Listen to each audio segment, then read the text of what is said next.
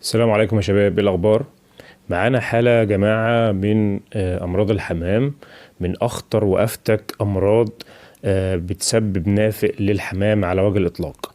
اللي انتوا شايفينه ده عبارة عن بلغم بيسد مجرى النفس وبيسيطر على الحلق بسبب ميكروب معين. الميكروب ده بيعمل البلغم ده بيكون مكثف جدا وبيزيد في منطقة الحلق وبيسد مجرى النفس، وزي ما انتم شايفين طبعا ده خفيف شوية. في طبعا حالات بتبقى اكتر من كده.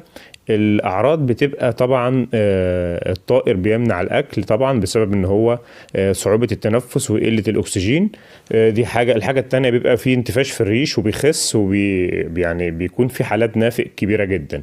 العلاج هيكون باختصار هنستخدم اي علاج بشري، ممكن مثلا ميكوفيلين او الفنت نص